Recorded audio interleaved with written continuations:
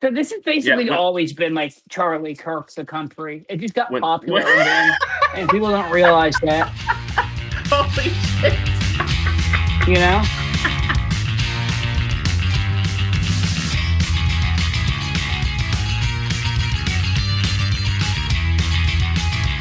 Folks, welcome back to another episode of Forced Takeaways.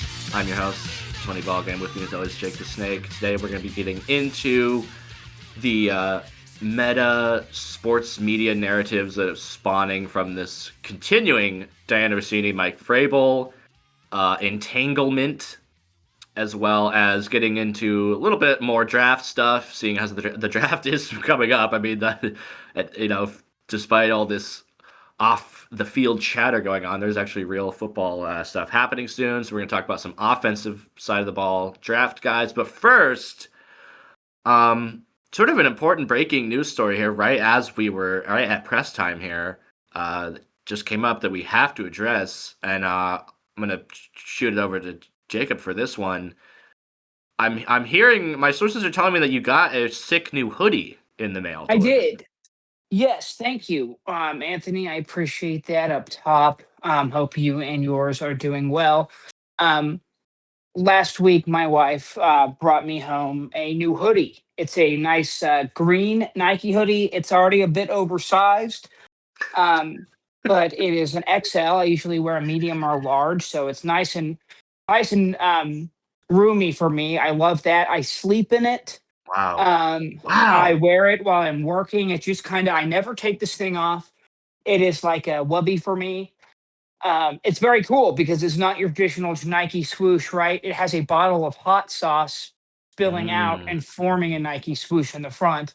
And then the back has a whole back graphic. So from Very shoulder unique. blade to lower back, it's like Nike Sweet Heat or whatever. But it's a nice Kelly green with some orange and yellow graphics on it. So a really good color contrast, very soft, very comfy. My wife got it at Urban Outfitters for $19.99. Wow. So a really good deal. The original MSRP on this thing was $75 even, which is ridiculous. A hoodie should cost $30. A t-shirt should be $15 and a hoodie should be $30, and that's it. Dude, what the Hoodie gosh, economy these days is this is disgusting. just stunning news all around. Just the detail of the colors and everything.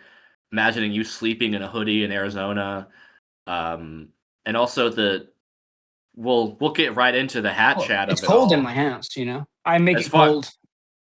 As far as how much things should cost when it comes to like textiles, clothes, and stuff, I knew I was getting ripped off with hats when I got this brand of frozen sausage from the store, sort of like an old-timey country brand of breakfast sausage. Like James Dean or something? Something Not like Jimmy that. Dean, but the porn star. No, James not Dean? similar to that, but it wasn't that. It was like a smaller Oh, brand. okay. And they had on the box, it was like, clip off this thing on this box and send us $10 and we'll give you a hat. And I was like, $10? This was like a few years ago. This was like, I don't know, like 2019 or something. I was like, $10?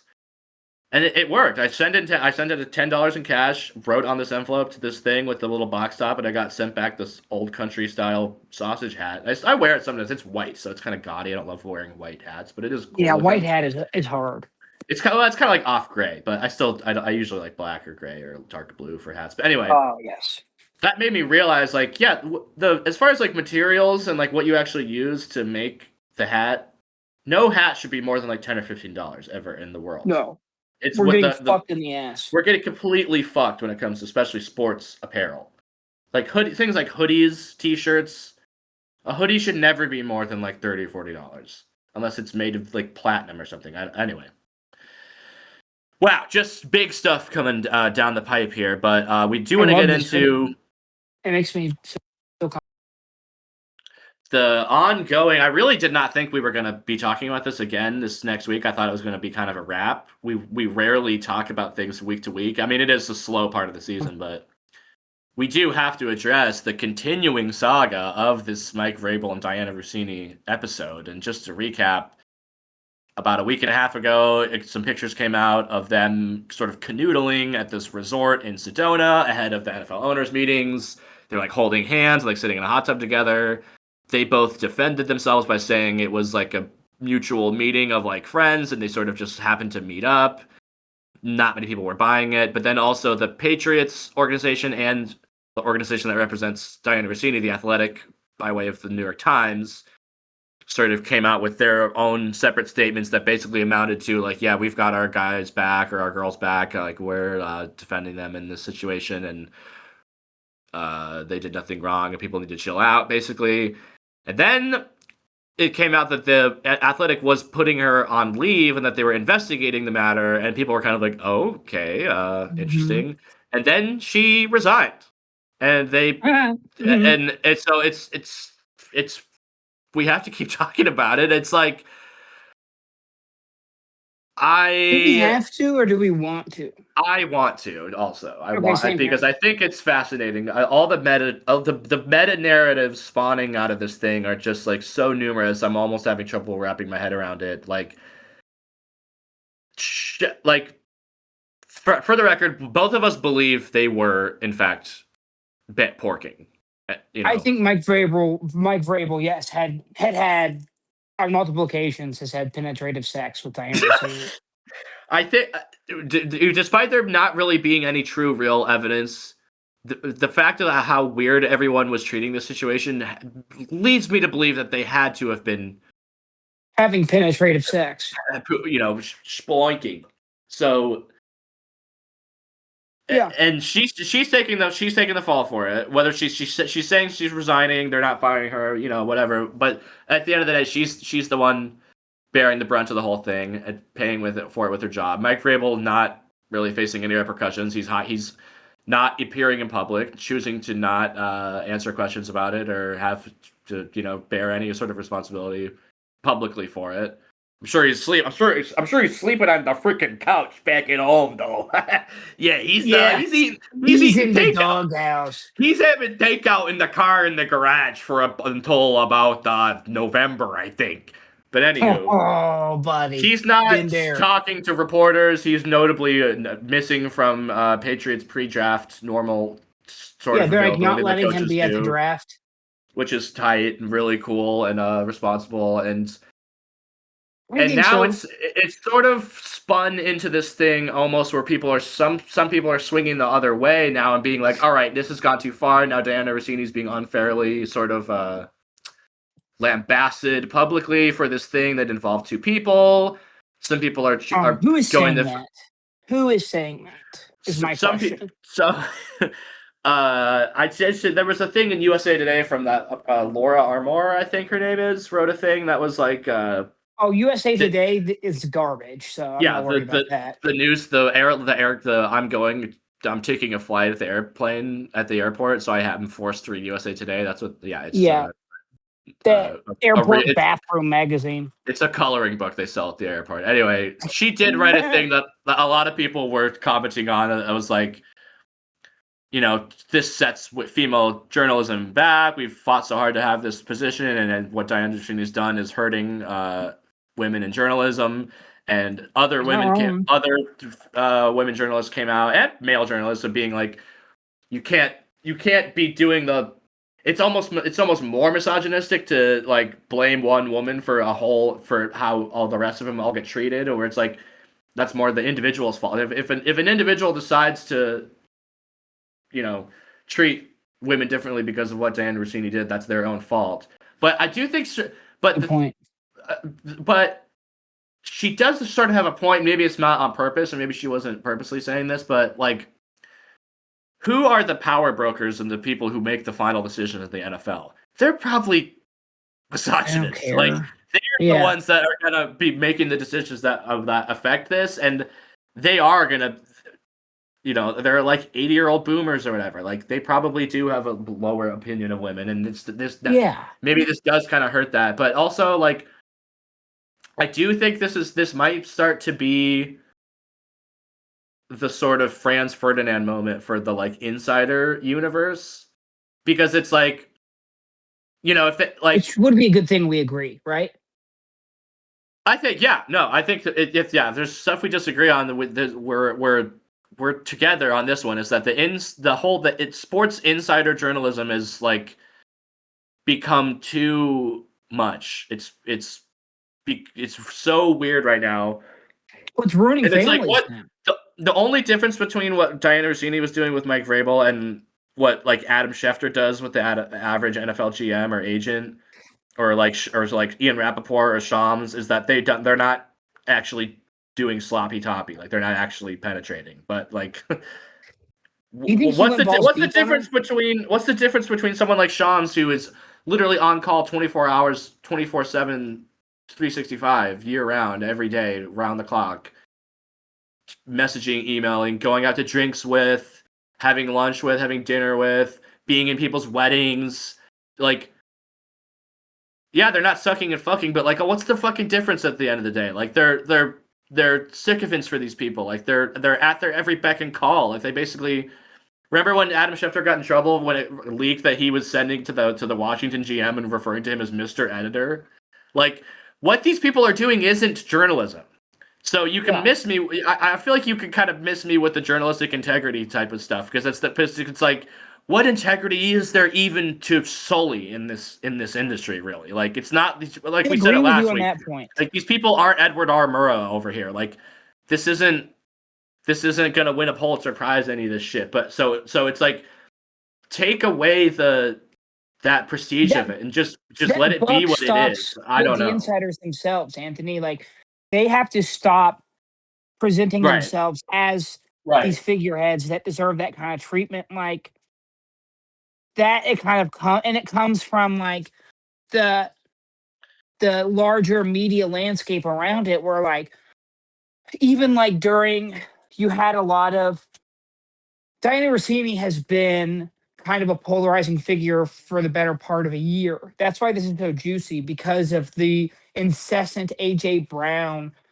non-news breaking stories that she was dropping, right? And it was like once or twice a week.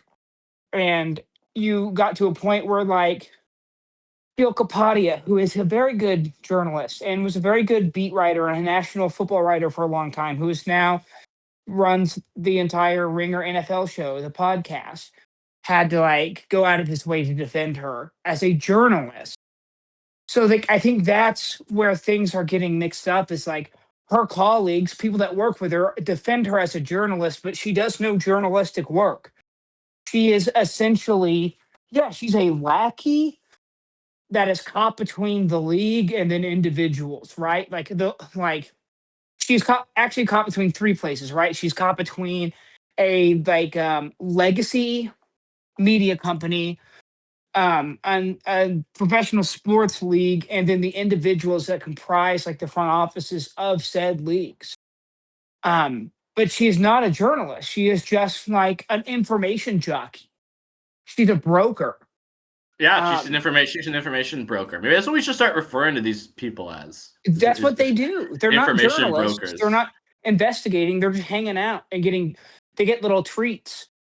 Right? They go run up the company card and they get drunk and they party and they hang out or whatever. They ingratiate themselves and then they get these little treats once they like, I don't know, perform enough blood sacrifices to these billionaire owners and like, soulless GMs and stupid coaches, whatever they have to do to get this information. But yeah, they're not hunting down stories and interviewing people. Uh, They're just, it's like putting lipstick on a pig and it doesn't work. So That like it, now this is combusted, and right, like I think there has to be, like we have to completely um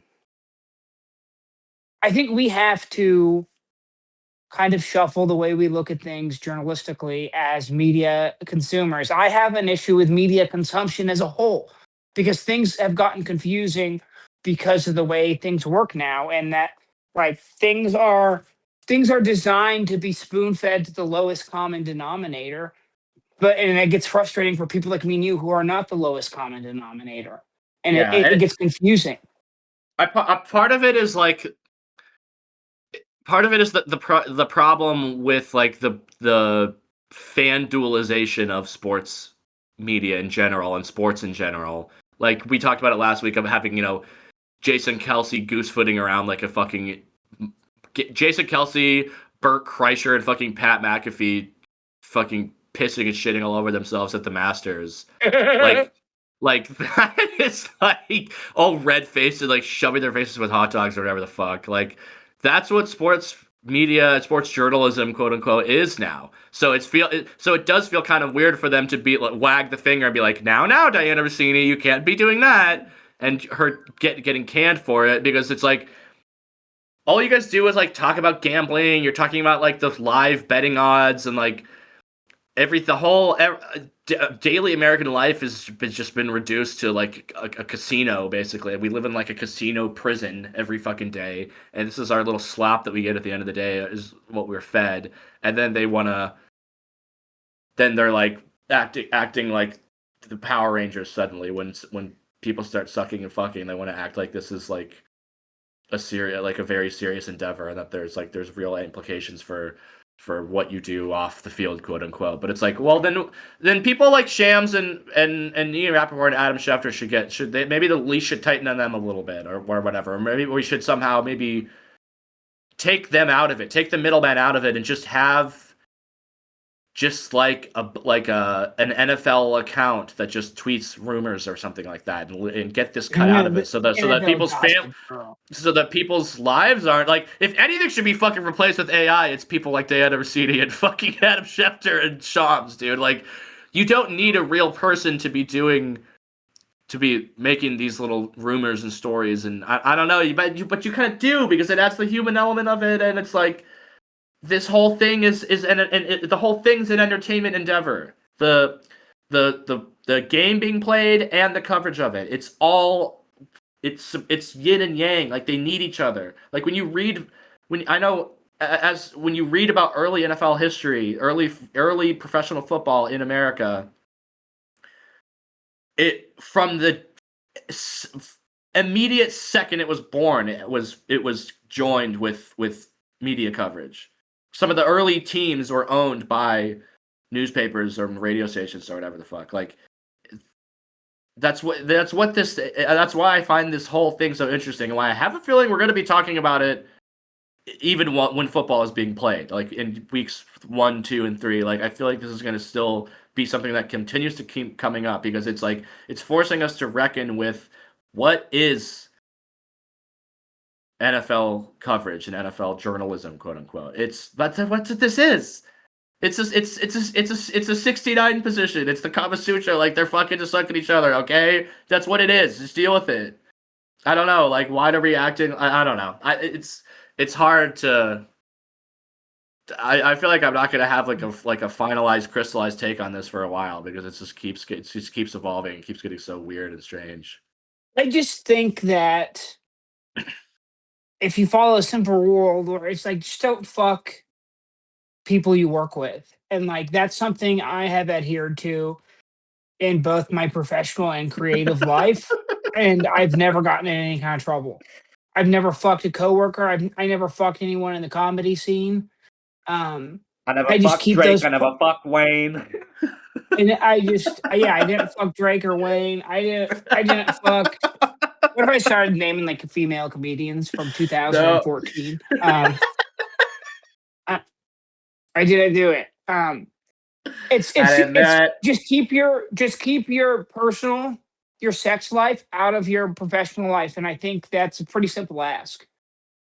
Because sex does confuse stuff, and when you're in a position where ethics are already kind of ambiguous, because there is like this anomalous position that it is hard to define. It confuses shit really quick. And yeah, I understand why this raises ethics concerns, because of the nature of her business, because she has to work with, there are so many moving parts to what people like this do. And if Adam Schefter was fucking the Colts owner, people would be upset about that too. And that would, especially if he was, doing nothing but dropping stories at a confusing rate about something happening for the Colts that hasn't happened. Like, I think that's the thing that's being lost here in all of this, is that she spent the better half of an NFL season, dropping this insider information about AJ Brown to the Patriots when nothing has happened. And, even like other teams have been involved, right? Like the Rams admitted they kind of talked to the Eagles about it at the end of the year. Um, but it And just seems like it just seems like it paints her as a bad faith actor for several reasons. One, she's married. they're Two, both married. Vrabel's married, and so like Yeah. that's his responsibility, though, right? Like I don't believe in the home wrecker shit because he wrecked his own home. That's not Diana Rossini's fault. She Yeah. wrecked hers, and he wrecked his. Right. Um, but it does seem like when you have like when you look at those details and those nuances and then complicate it with this very intimate sexual relationship they may or may not have, I think it naturally raises these bigger questions. And there are already blurred ethical lines in the nature of her job title. So yeah, like people are gonna I think this raises a number of questions for good reason too. Like, yeah, maybe we should step back and take a look at the current media landscape and how have we gotten into this huge fucking mess Yeah. with the way things are. And I think that her leaving the New York Times, which is like the Athletic and the New York Times, that's like a place people want to be. A lot Yeah. of people have left other legacy newspaper and media companies to join the Athletic Yeah. because it's owned by the New York Times, and the resources that you get and the access that you get, with your name on New York Times letterhead, it's pretty great. Um, And and ultimately, the fact, that was her final crime, was besmirching the name of the New York Times and the Athletic, is making them look bad and look stupid with the way you can't do that. the way they came out and defended her immediately, and then they were doing an investigation, and then she resigned. It makes them look Yeah, messy and stupid, and her actions make them look messy and like right. rumors Like if I went starting, to a and conference for my job, that's why they had to split at the end of if it. I went to a conference for my job and got like drunk and fucked somebody, and it became like a huge rumor and made my company look bad, I would be expected to be punished. That's how these things work. Now just take that times 100 because you're a media personality and like a household name when it comes to media figures. Like Diana Rossini, she was on ESPN, right? She was on NFL Live. She was on like the pre-show coverage. Like if you're a football fan and you've been one for the past 10 plus years, Diana Rossini is a name that you recognize. Yeah. Um, I think that the fact that she leaves the second the New York Times is like, we're actually going to read all your emails and your texts and stuff. Yeah. And the fact is, all right, fuck it, I'm out. Like, yeah, there you So go. There's a smoking gun. Like, you just 3D printed your own smoking gun, lady. Like, come on. And then I you think just that people Shinzo don't have Abe'd yourself. sympathy. People don't have sympathy. People don't have sympathy for her because of all like the backbiting she did and like the language that was used and like the condescension and the patronizing tone where it's like this is stupid, not worth my precious time. I'm big, busy, important businessman. Sorry. Like I don't have time for your gossip and like now you're leaving a whole fucking job over it, like a dream job, ostensibly speaking. And Do you think what factored into it maybe was uh how often she was talking about her marriage at these appearances too? Like I've seen now there's yes, like full on like compilation like mixtapes of like all the like weirdly embarrassing details she has revealed about her like seemingly rocky marriage, and maybe she's doing like a '90s stand up sort of bit where she's like, "Oh, hey, I hate my fucking husband over here." Like she's trying to do like a bit and play it up as for like a take the joke, but power back. Yeah. there sure are a lot of clips of it. I mean, I don't know what that could have to do with it, but I mean, it is sort of a bad look, a little bit. It's a terrible look. Yeah. And that absolutely, when you're a media figure who is paid to go on TV and you keep talking about how much you hate your husband and then go do something very public to betray your husband. Yeah. Like, I'm sorry, but again, you made that bed. Like, you're responsible for your own downfall here. You're not going to get any sympathy. And like, I don't know, her statement that she released, I thought was kind of annoying. Can I read it to you? Like Yeah, her yeah. resignation statement. I have it right here. Um, I've covered the NFL with professionalism and dedication throughout my career, and I stand behind every story I've ever published.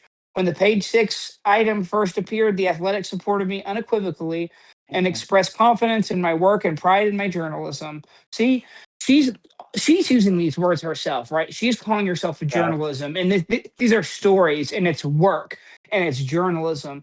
But she's portraying, and insiders portray themselves as something they are not, because they want to manufacture dignity for themselves, but their God. job clearly does not include any dignity. And so, like, that's where that comes from, and that's where my You sound like point a comes from. samurai.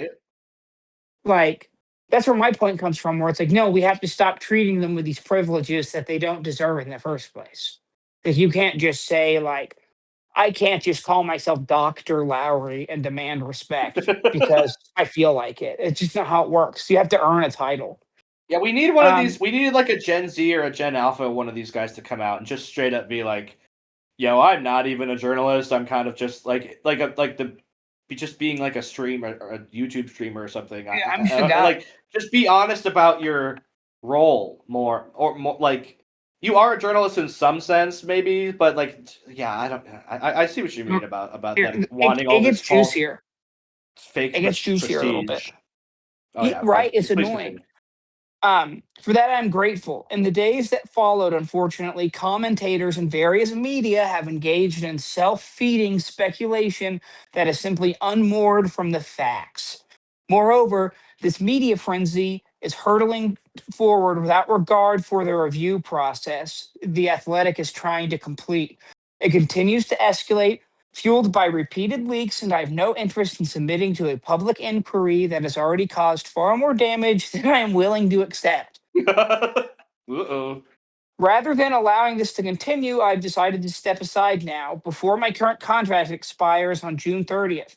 I do so not because I accept the narrative that has been constructed around this episode, but because I refuse to lend it further oxygen and let it define me or my career. So it's like that tweet that, no, I'm not owned, as I'm I not. like as I writher into a corn husk. Yeah, Um, it's interesting that she would say the two things that stood out to me there was she says that there's a something lot. about the facts, like they are different from the facts. My first thought Unmoored with from that the was fact. like unmoored from the facts. My first thought were what facts? The what you said, just like what you being like, no, I was there with my friends. Like we don't really have a ton of facts about this, which that's another thing about the Yeah, story is that name the facts. other journalists don't want to like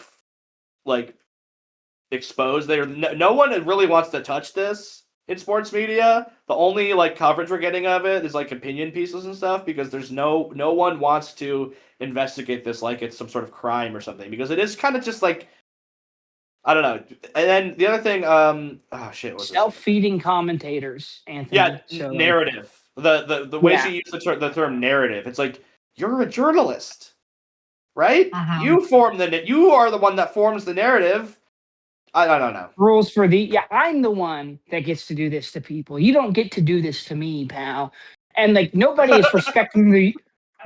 is allowing time for the review process. Well, you aren't either. You're quitting, It's not a court case. right? It's just Like, a and story. you're stepping aside. You're saying, fuck it, I'm out. I'm not dealing with this before facts are even coming out. So you're clearly dodging something. Like, this statement is more damaging unless there's some real bad shit that would come out in her emails or her texts or whatever, like written proof that would come out in like an internal investigation that if bad enough, the New York Times isn't going to release it. It might get leaked. Maybe she's defending like No she one wants also to. she mentioned leaks. What leaks? There were some photos taken and then compilations of things that you willfully said on air on national news broadcasts, like joking around with the guys. Everything that's being used against you to form a narrative are your own words.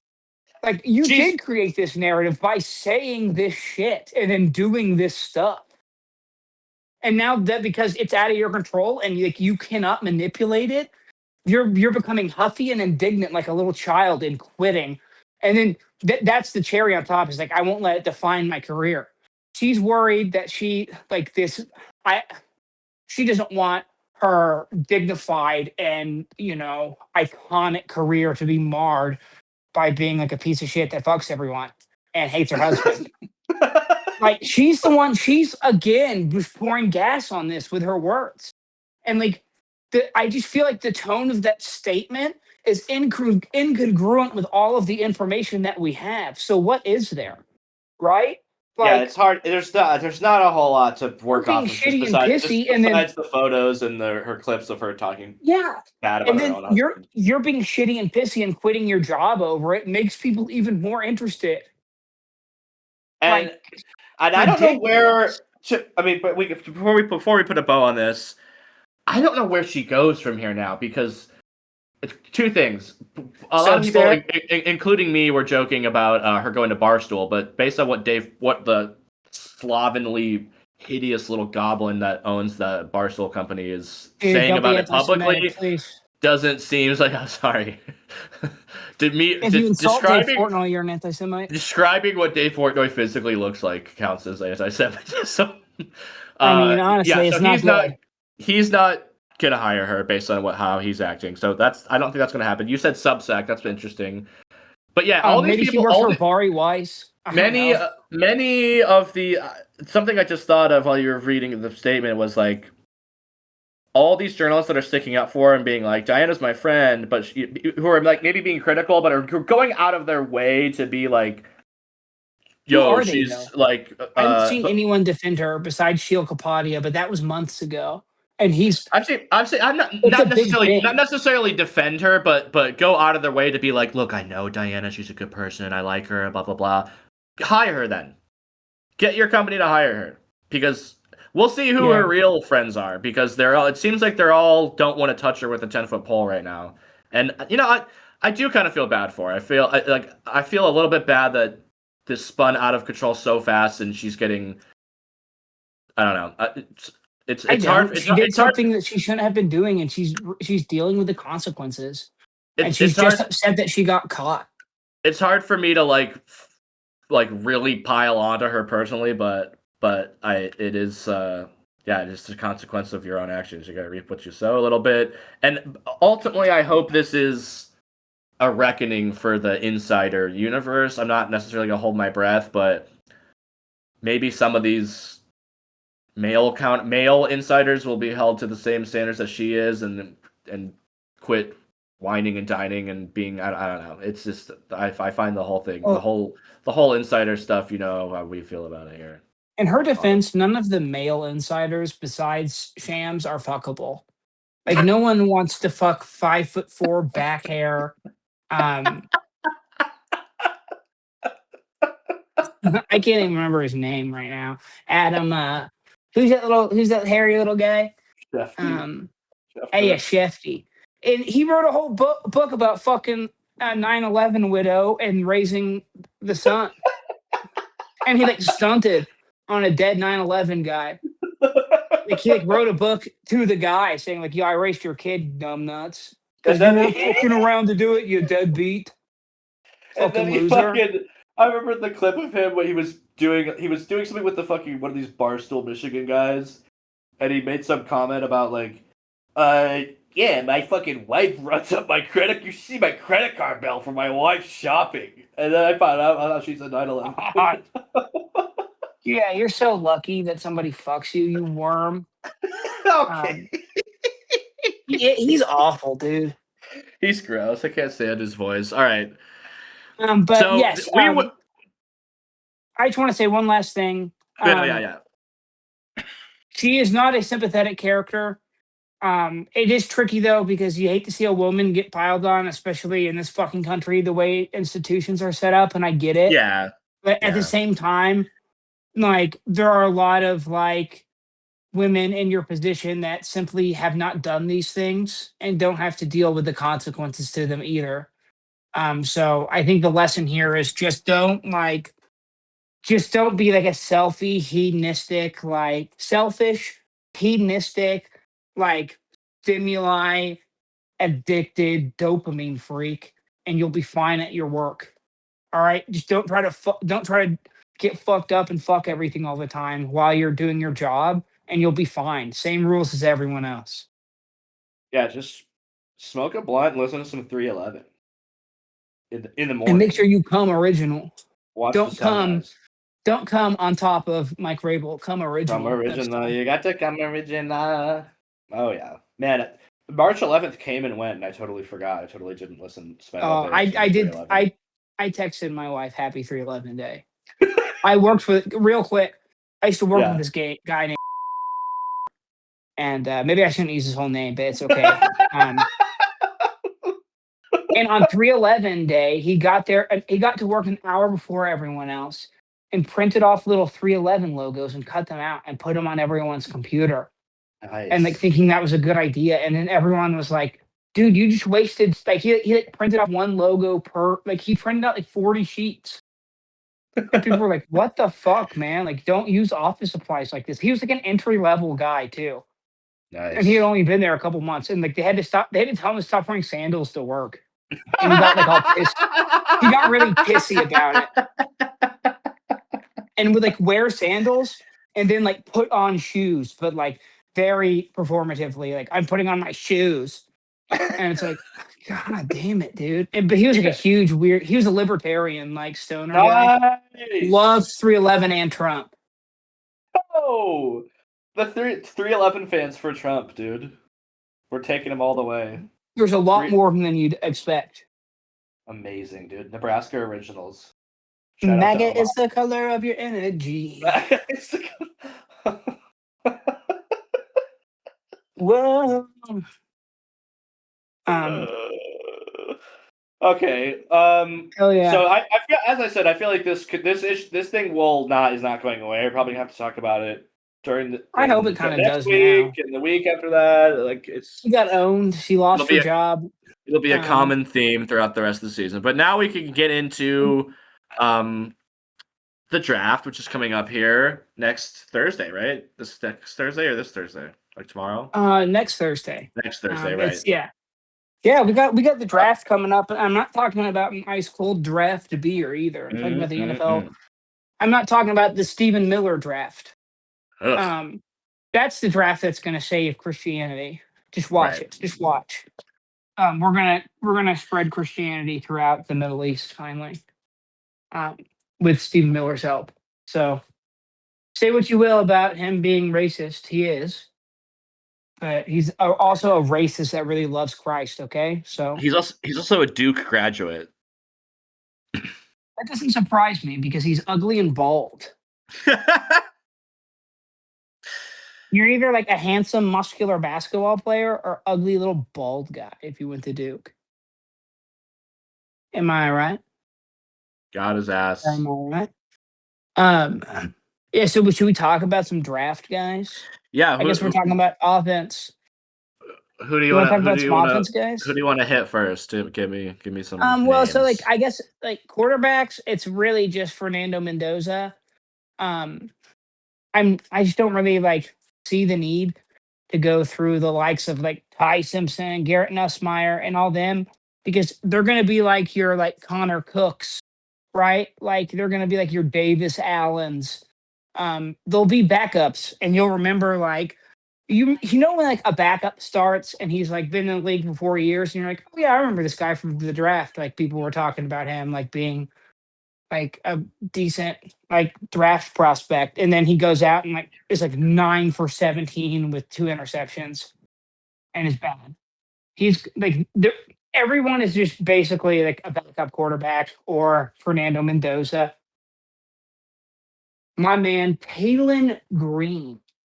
Taylon Green, I think, is honestly the most interesting prospect on either side of the ball in the draft this year. Didn't you say you were gonna say something about Fernando Mendoza and how you don't trust his eyes or whatever? I don't like Fernando Mendoza. I think he's like fine as a prospect or whatever, but he has the eyes of a shark, and he has a smarmy little grin and the black, beady, soulless eyes of a shark. Oh my god! And if he was like a guy in like your robotics class in high school, you wouldn't want to be his lab partner. He doesn't have like a face that you can trust. Is my point. Also, when he was in high school, he transferred from one all boys school to another that was called Christopher Columbus. It's a Christian all boys school called Christopher Columbus. Oh God. Because they had a better sports program. So what that tells me is that like he is not a man of resolve. I went to private Catholic school my whole life. Those guys are not tough dudes that know what it takes to get the job done and work hard.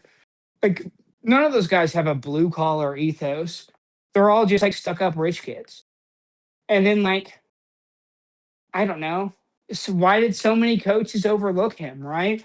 And then like Kurt Signetti finally leaves James Madison and gets the Indiana job, and he transfers and is really good in this system. I'm just saying, like, I'm not saying like, oh, there's not enough. Like, he didn't play enough games for us to know. But like, I would say it's like 50-50. He's 50-50. He's Kirk Cousins or out of the fucking league in 5 years. You know what I'm saying? Jeez. Um, it's just not a good year for quarterbacks. I don't like him anymore, especially given the thing that he said about George Floyd. Oh God. The comment that he made on a photo of a man being executed by a police officer. Just It was what? just to reiterate him being like basically being like, let's wait for all the facts on a picture Yeah. of George Floyd and it's like, yeah, there are actually so many public facts about what happened that day and then subsequently that it's not like some random picture of something we don't have context for. It was actually and guys that say a shit pivotal like that, moment in American history. They don't grow into like understanding and like well-informed people. They don't want to. They just want to say racist fucking shit all the time. But Yeah. So fuck that guy. But as far definitely. I mean, I had fun watching him in the Big Ten championship game and in the national championship game. But he's going to the Raiders. Fuck him. Yeah, fuck him and his stupid ass. Who gives a shit? But as far as quarterbacks in the draft, it's don't you think it's also kind of like a weird combination of like not a lot of quarterbacks and not a lot of teams necessarily desperately needing quarterbacks either? Right. Like there's like it's just a there's weird kind of a year schism for quarterbacks. there. Yeah, so it's a weird year for quarterbacks in general. There are teams that need quarterbacks, but you're seeing a lot of teams maybe go like with the veteran route. Like I think the current quarterback trend is not your like, okay, let's draft a generational guy or let's draft and develop. It's like I want the next Sam. Sam Darnold, I want the next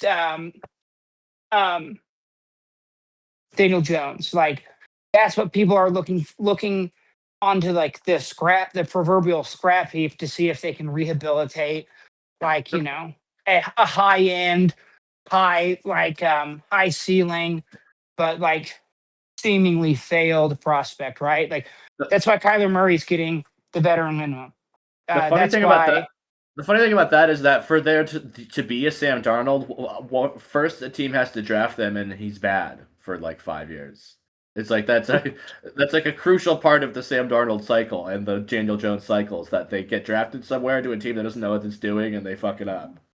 Yeah, but everyone is like a victim of the moment. They have like this like bias, this like time bias in the NFL. So whatever happened most recently, every team is going to try to like do the same thing because they're stupid. Because football guys are stupid, and instead of like looking for like the next like, all right, what's another way I can like come up with a creative solution to this problem we have?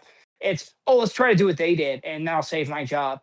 It's all just like this fucking like, you know, duct tape and bubble gum patchwork. Like, you know, you're holding a structure up, and it's not like the foundation is not secure, right? It's just like the whole thing is structurally unsound.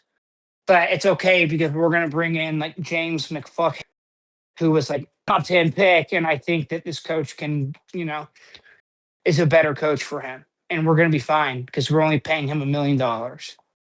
Like that's the fix right now. That being said, I'm very interested in Taylon Green. Um, he's like a 6'6", like lanky quarterback from Arkansas. He started for 2 years, so he has 2 years of starting experience in the SEC. And I don't know Right. if you know this, but the SEC conference, football is just different in the It South. it just means more.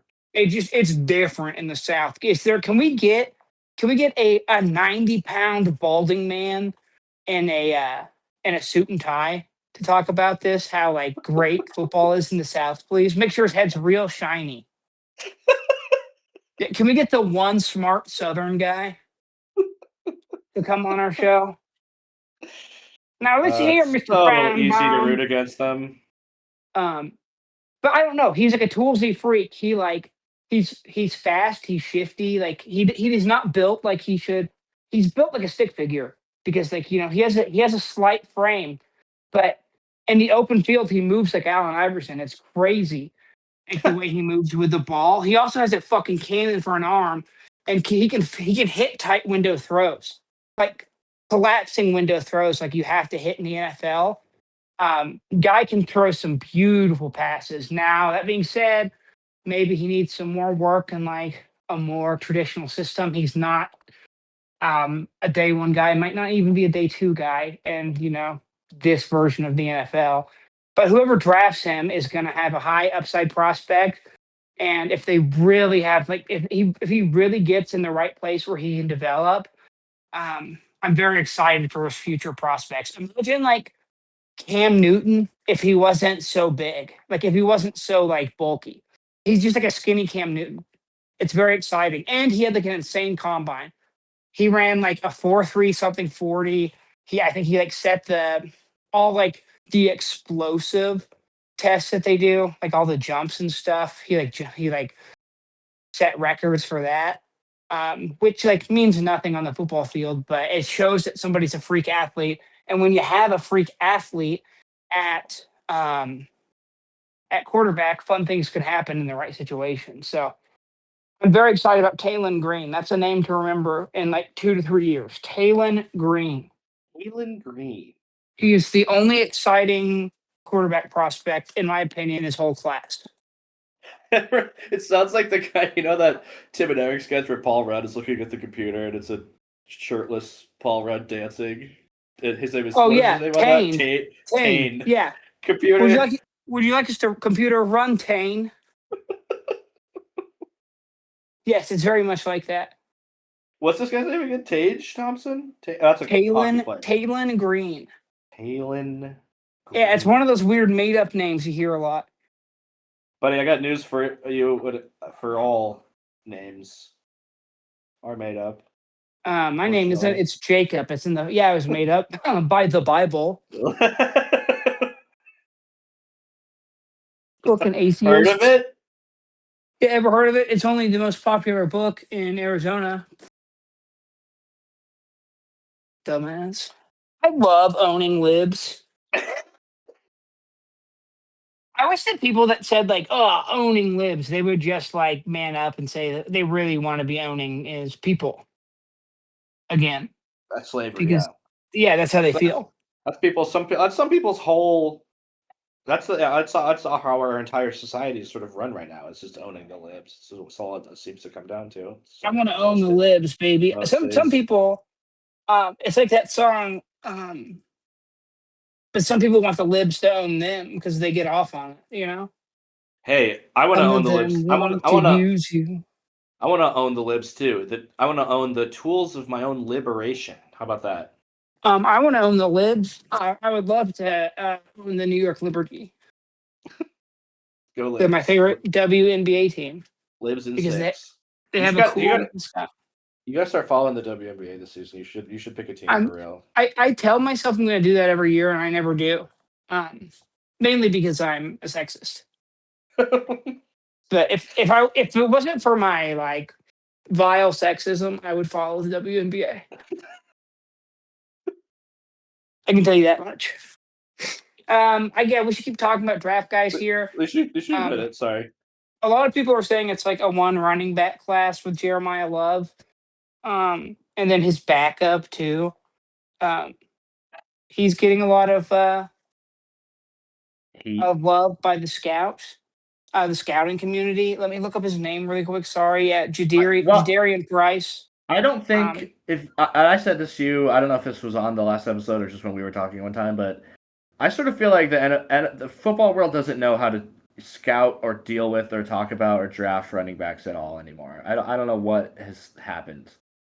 Seems like yeah, it's nobody very knows strange. nobody knows what they're doing when it comes to running back. I am excited to see where Jeremiah Love's go. I hope he does. Really hope he doesn't go to Kansas City. I don't think he will. I think Kansas City is going to have to draft. They really need a lineman, or a receiver that's not just a short, fast guy. Um, but I think that if they draft they're just going to take best available. I personally believe, but we'll see. I also believe Mekhi Lemon is falling. They trade up a couple spots and try to get him because they're picking at 9. But my point is there are 3 running backs that I think are all, high end day 2 guys that are going to also be very good. There's a little more depth in this class than people have led you to believe. And the guys I'm excited about are Emmett Johnson, Mike Washington Jr., and Katron Allen. Emmett Johnson, he played, of course, for the University of Nebraska Cornhuskers. He loves husking some corn. He's kind of like your Gotta husk my corn. he's like your versatile, like pass catching, but very fast, like open field burst type of receiver. Um, I think like the best comp for him is Alvin Kamara, but like with Oh, higher upside. Um, whoa! That's a yeah, hell of a. he's the kind of running back that can like give you 100 and 100 in a game and like 3 touchdowns across the board. He's very good. Imagine like DeAndre Swift actually being good his first 2 or 3 years in the NFL. Sorry, Like say his name one more time. his name's Emmett Johnson. Um, Natural burst and change of direction. He's a very smooth guy. That's what people are always like, hey, it's a hot one whenever he's playing because he's so smooth. Oh, he went to high Um, school in Minnesota. He was named 2021 Minnesota Mr. Football. um, he's really good in like a zone if he's like playing in a zone scheme. Um, he's a gap runner and he has really good vision for that too. He's patient, and that's not something you see with. That's kind of like that kind of vision can develop, but to naturally have that and to like come into the league with the propensity to like see the game in zones is huge. Um, so he's a guy I like. The next guy I like is where's his name? It's Mike Washington Jr. Everybody, Mike Washington That's Jr. He went to the University of Arkansas. He's a Razorback. woo, He's big Suey. he's like your game breaker, your one cut and he's gone type of fella. Oh yes, real quick. His profile picture on Instagram is Majin Buu from Dragon Ball Z. I don't know what that means, but I know that like Japanimation is big again, and I'm excited. Right? Was that Yeah. derogatory to call it Japanimation? I think most people call it anime, Okay, but well, it's not derogatory to call it that. it's No, Japanimation. I don't believe. Okay, well, it is Japanimation. That's what we called it. When the kids were my age. When kids were my age, when kids were 35, I'm so stupid. He's your big play game breaker, dude. Great acceleration in the open field. He's like your chunk play running back. Kind of like, I don't know, best comp I could come up with is like a better Raheem Mostert. Ooh, okay. Um, he's a little bit smaller. He's not built for a big volume. He's not great between the tackles. But if you get him off the edge or if you get him in like, if you open up a nice hole and he has a good zone read, he's fucking gone. He's so fast. He's like your big chunk change of pace type of dude. Very exciting. This was the guy that had the really good 40 time, right? Was that this guy? Yes. He had a really good 40 time. I don't have that number in front of me, but he did like got a lot of buzz at the combine. And then at his pro day rant, he was equally impressive. Has probably the highest upside of anyone in the group, including Jeremiah Love. Um, Wow, sheesh. but that being said, he needs to go to the right team. Mm. He needs to be in like an outside zone or spread offense. Lucky for him, that's like the whole NFL right now. But he would be very good in like a Shanahan McVay offense as the change of pace guy. Like Hmm. a Kyron Lacey, that is better. And Mike Washington Jr. is your guy. And finally, Katron Allen. He's the big boy of the group. He's your David Montgomery. Um, he's strong and he's really good, and like he has contact balance. So like he's gonna run through arm tackles, always get consistent yardage. He's like your falling forward type of back, if you will. Um, Love that. Short yardage, red zone type of player. He's not gonna be like a high volume getter, but he's gonna be the running back getting the ball when it matters. Bruiser, strong fella. Has an awesome name for being a big, strong bruising back too. Katron Allen Okay, is such Tron. a that it reminds me of like Natron means, you know? Like No. big running back that maybe in the 90s he would have worn like a horse collar or a cowboy collar.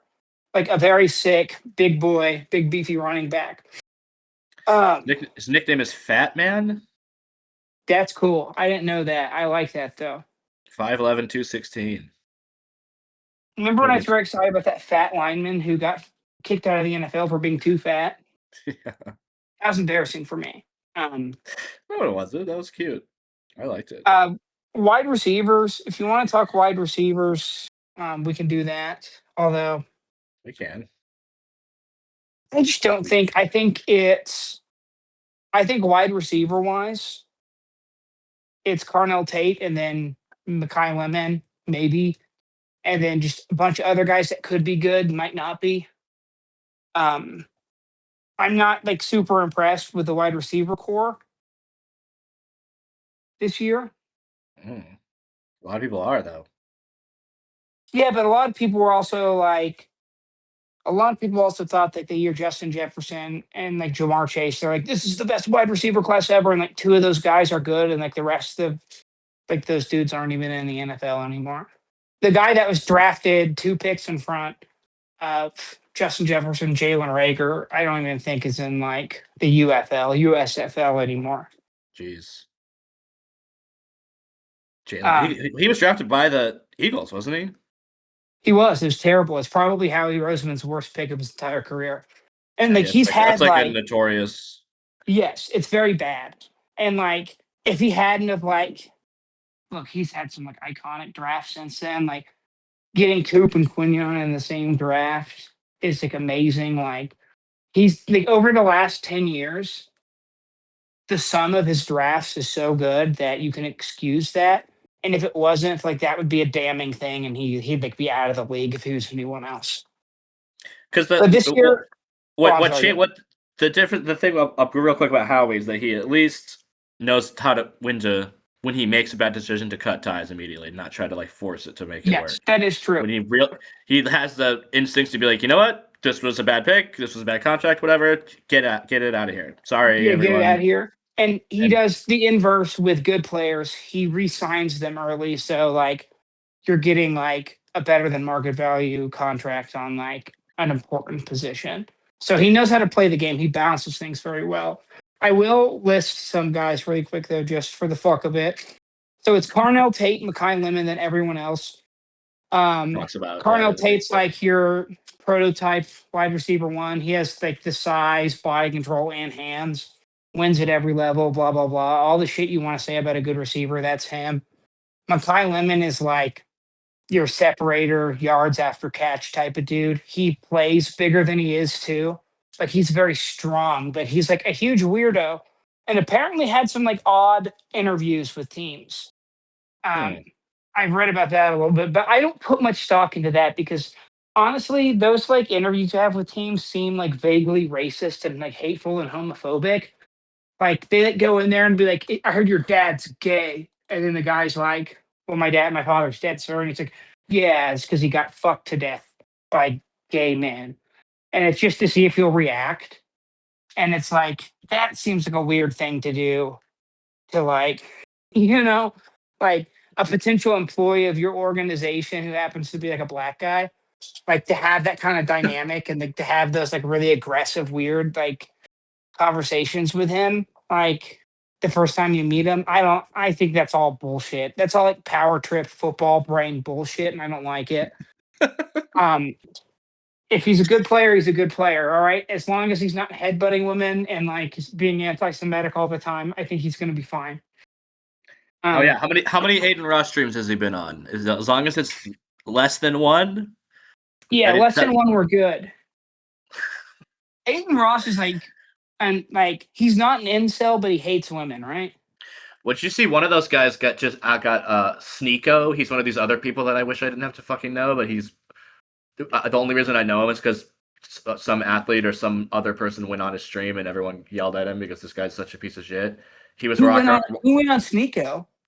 I don't remember off the top of my head, but a clip I saw recently of him walking around New York City talking about how you should be publicly executed if you masturbate. Some guy just walked up and punched him in the face and started beating him up. I love 2026 in America. It's just he's like a manosphere guy. Yeah, he's like a manosphere streamer guy. Every once in a while, one of these tweets crosses my timeline that alerts me to the fact that there's a completely whole other world out there that I'm not even aware of. Where it's just like, Bling Blong went on Plupo's stream and said that Bobo was doing too much blink maxing, and it's like, what? None of those fucking words are in the Bible, my guy. In the Bible. I don't need to see any of that. Speak biblical English, my friend. I do not need to know any of this fucking information. Anyway, this is my country. I would not press 1 for English, pal. What athlete? I want to see what athlete went on Sneeko's stream. Went on Bing Bong. Who went on Bebo? What athlete went on Sneeko? Let me see if I can find. I'm gonna literally pull up one of these streamer clip farming accounts and just read off some of these real actual things that they say that just are like, what? Go ahead. I mean, AJ Brown like broke the news that he was unhappy because he was on Janky Rondo's stream, and like that's the thing I had to know. It's like, oh fuck, AJ Brown went on Janky Rondo. Fuck. Oh no. Why do I have to fucking know this shit? Fuck my stupid fucking life. But Jordan Tyson, he's like a tall receiver from ASU who is probably not going to be any good. Because that's just kind of how this shit works. Sorry, this is like the laziest draft analysis I've ever done, but I'm at a point where I don't care. I'm sorry. This is the first like random streamer clipping account. I just started just clicking around on Twitter. Nuisance streamer Johnny Somali sentenced to 6 months in prison with hard labor. Oh yeah, I've read about his plight. He's a bad guy. Stream sniper attacked Burger Planet with a water gun. Fuck. There's that one streamer named like Jack something that's always like going places with a bodyguard and like insulting people and then like running behind his bodyguard. You know what I'm talking about? Jack Doherty. He's like really ugly too. He's really ugly. He married an OnlyFans girl like as a bit, and then like realized he hated her and divorced her. He just hates everyone around him. He hates his whole life, probably. But but you don't understand, dude. How can you hate somebody when you have a Lamborghini? Burger Planet pressed off the block. Popcorn emoji. Are you serious? Did he really go snipe mode on Burger Planet and ding dock their door clones? That is so ridiculous. Hampton Brandon slaps Mando. This is gonna make me go fucking insane, dude. You got to start talking about draft stuff again, or I'm gonna have a seizure. I think that we should draft these people to the military. I think the military will straighten these guys out. We should draft them. I'm pretty anti-military. Not even like the military-industrial complex, just the military in general. I'm against. And I think that we should send these guys to die in Iran. I think every country should have one nuke, and that's it. Every country. Oh no. Sming Smong gets sniper maxed by Iranian hero in Tehran. Sniper. Absolutely hedged, completely cleaved in by a 50 cal bullet. Bingo gets bullet mogged in Vietnamese jungle. Have you seen the video of Clavicular going on Australian 60 Minutes? Yeah, he actually literally gets like face mogged by a reporter.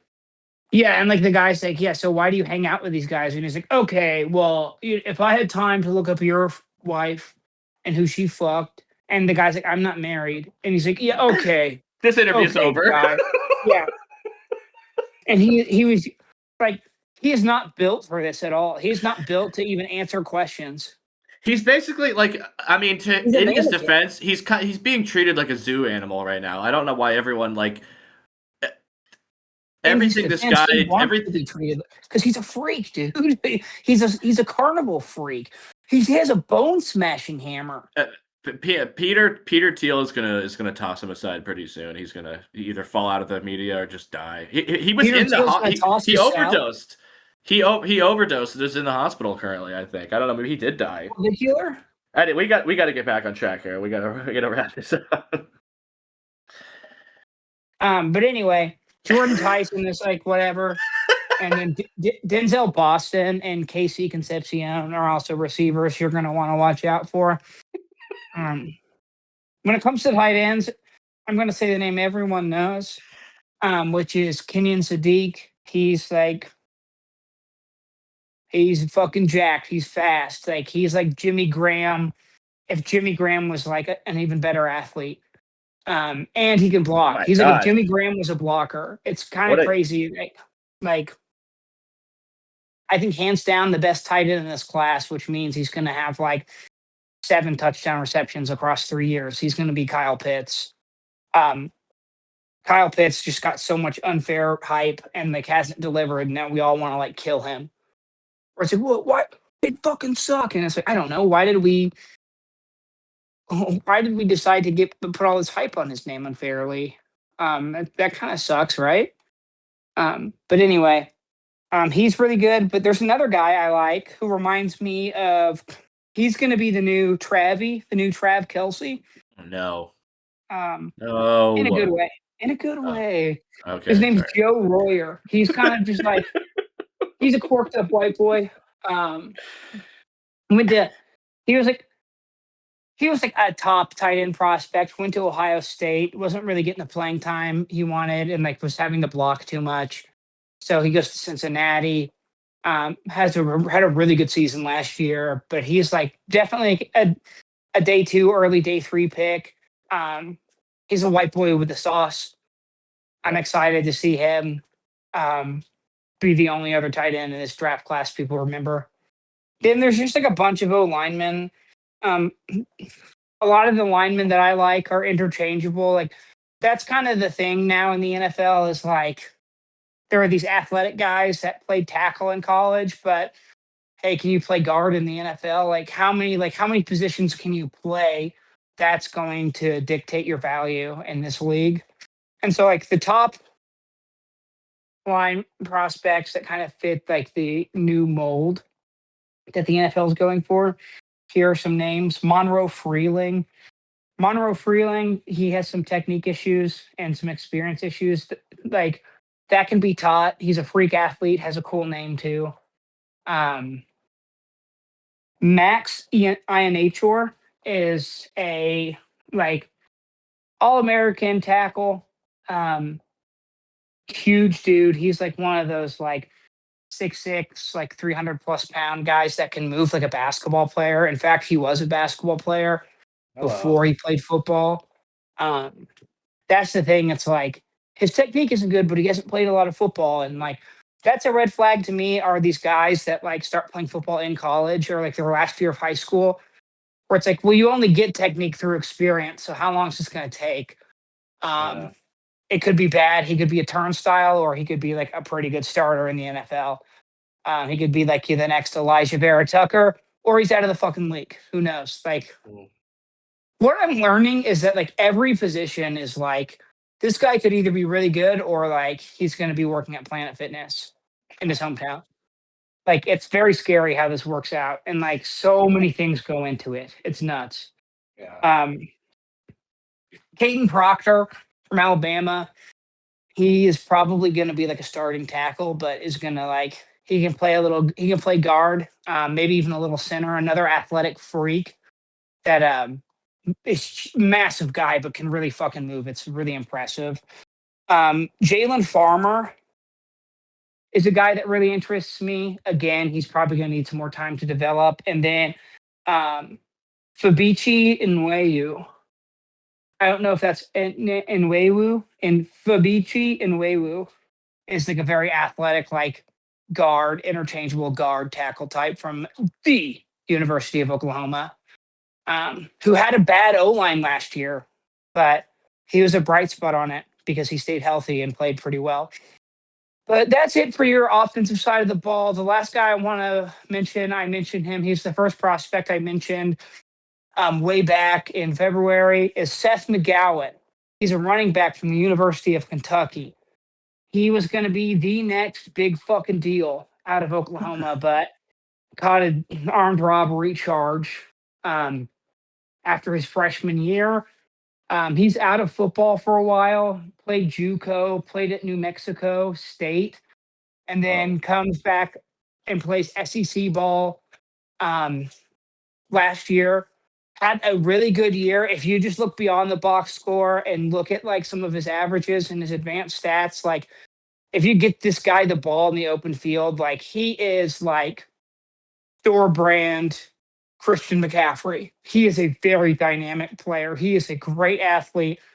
Um, you could even honestly like he could play receiver in the NFL. He could be like a very good slot receiver in the NFL. If he goes to the best system where he's going to be part of like if he's like a foundational part of a platoon backfield, right? If he's like splitting touches 50-50 and you're getting him involved in the passing game, this guy is the real fucking deal. And it's just going to take the right team finding him and developing him.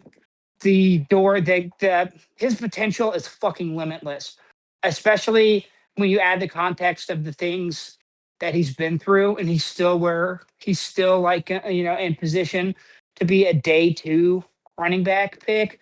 He had an absolutely insane combine as well. He ran a 4.49, so he has clear elite speed.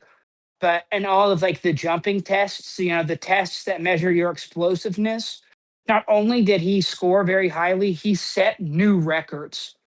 So like Jeez. his explosion, that fast twitch muscle he has is truly elite. It's like he has explosion, the likes of which this league hasn't seen, which has been proven by his testing numbers.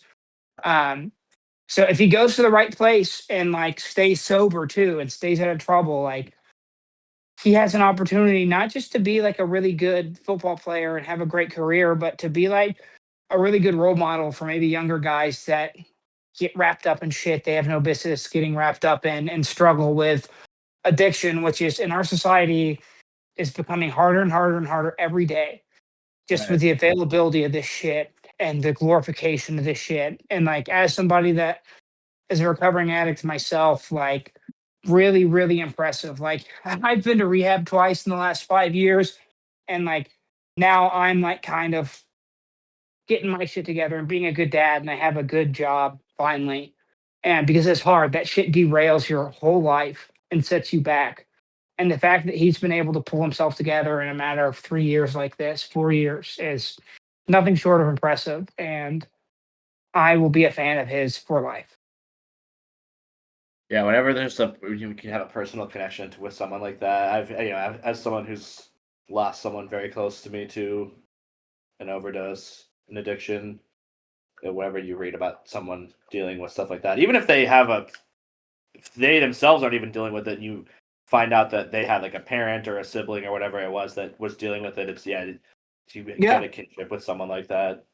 That's why we love sports, folks, for reasons like this, and when we make things personal and make things a human side and emotional. And that's what we do here on the Bling Blong stream. Yeah. Now let's prank call OnlyFans content creators.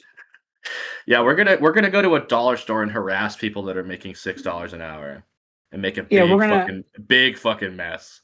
We're gonna call the top OnlyFans content creators, but use an AI tool so we sound like their dads. Because at the end of the day, it's all about harassing people who have a harder life than us. It's a prank, dude. Making their lives harder. Nobody can take jokes anymore. Prank! I thought comedy was legal. Liberals. Because when Trump was president, they said that comedy was legal. That's what I thought. That's why I voted for him. A lady at my work was wearing one of those white freedom hoodies yesterday on a call, and I immediately don't trust her. Nice.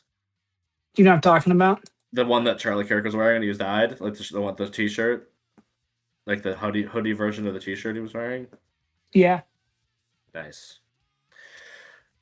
Counting or not counting gang violence? I would have changed my screen name to counting or not counting gang violence. No, I wouldn't.